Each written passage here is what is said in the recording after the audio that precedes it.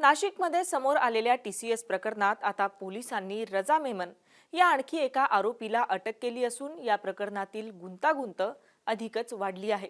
रजा मेमनने पीडितेचा पाठलाग केला, तिच्या वैयक्तिक आयुष्यात ढवळाढवळ केली, त्याच्या तक्रारी करूनही व्यवस्थापनाने दुर्लक्ष केलं आणि आरोपींना पाठीशी घातलं, असं चौथ्या पीडितेने तिच्या जबाबात म्हटलंय। पीडितेने पुढे आणखी काय म्हटलंय पाहूयात या व्हिडिओतून। नमस्कार, मी छाया आणि आपण पाहताय मुंबई तक। पीडितेच्या म्हणण्यानुसार कामाची शिफ्ट सकाळी 9 ते संध्याकाळी 6 पर्यंत असते। मे 2023 मध्ये ती जेव्हा कंपनीत जॉईन झाली तेव्हा सुरुवातीच्या ट्रेनिंग दरम्यान ती जेव्हा ट्रेनिंग रूम मध्ये एकटी होती तेव्हा रजा मेमन तिच्याकडे आला आणि त्याने तिला तिचं नाव आणि पत्ता विचारला। पीडितेने पुढे म्हटलंय की त्यानंतर रजा मेमनने मला एक कोड दिलं आणि मेसेज करून उत्तर द्यायला सांगितलं।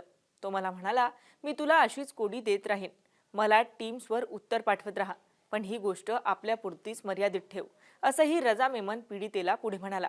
पीडितेने पुढे म्हटलंय, रजा मेमन माझ्या टीमचा भाग नव्हता, मला त्यावेळी त्याचं वागणं विचित्र वाटलं, पण मी ऑफिसमध्ये नवीन होती, माझ्यावर कामाचा दबाव होता, त्यामुळे मी कोणालाही काहीही सांगितलं नाही। आणखी काही घटना सांगत पुढे पीडितेने म्हटलंय, मी चालत असताना रजा अनेकदा माझा पाठलाग करायचा आणि मला स्पर्श करण्याचा प्रयत्न करायचा। जेव्हा मी व्यवस्थापनाकडे त्याची तक्रार केली तेव्हा त्याच्यावर कारवाई करण्याऐवजी मला ग्रुपमध्ये राहा, एकटी राहू नको, असं व्यवस्थापनाकडून सांगण्यात आलं। पीडितेने पुढे सांगितलंय, जेव्हा कधी मी एकटी असायचे तेव्हा रजा मुद्दाम माझ्याकडे विचित्र नजरेने बघायचा, तो माझ्याशी बोलण्याचा प्रयत्न करायचा, तो मुद्दामहून नको असलेला शारीरिक स्पर्शही करायचा, त्यामुळे मी भीतीने तिथून निघून जायचे। ही घटना वारंवार घडू लागल्याने मी जून 2023 मध्ये रजाच्या विचित्र वागणुकीबद्दल आमचे ट्रेनिंग मॅनेजर जयेश यांच्याकडे तक्रार केली। त्यावेळी जयेश सरांनी सांगितलं की रजा मेमनची वागणूक आधीपासूनच संशयास्पद होती आणि पुढे त्यांनीही मला कधीही एकटं न राहण्याचा सल्ला दिला।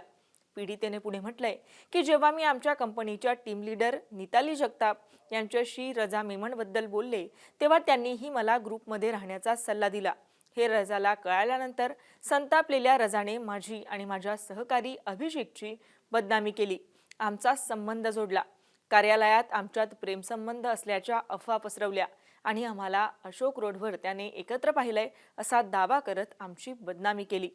पुढे पीडितेने सांगितलंय, नोव्हेंबर 2025 मध्ये माझं लग्न झालं, त्यानंतर जेव्हा दुपारच्या जेवणानंतर ऑफिसमध्ये मी आळस दिला तेव्हा रजा माझ्याकडे घाणेरड्या नजरेने पाहत म्हणाला, लग्नानंतर तू रात्री झोपायला हवं, रात्री तू इतकी व्यस्त का असतेस।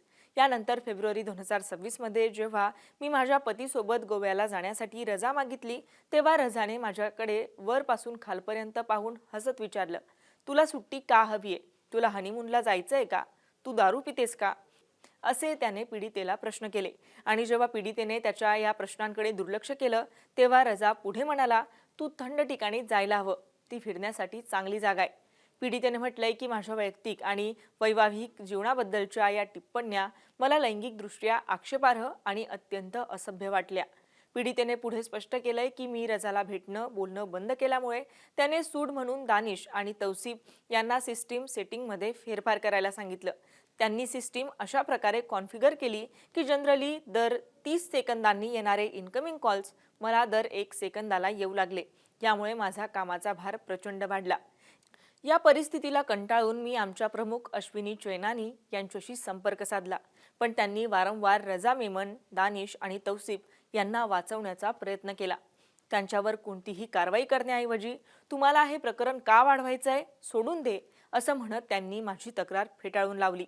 पुढे 19 मार्च 2026 ला गुढीपाडव्याच्या दिवशी मी साडी नेसून ऑफिसमध्ये आली तेव्हा साधारण 12 वाजता मी माझ्या डेस्कवर असताना शाहरुख मुद्दाम येऊन माझ्या शेजारी बसला।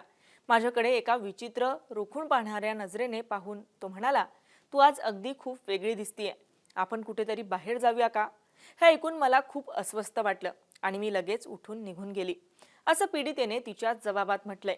मेमन हा टीसीएस मध्ये क्रेडिट अँड कलेक्शन विभागात टीम लीडर म्हणून काम करत होता।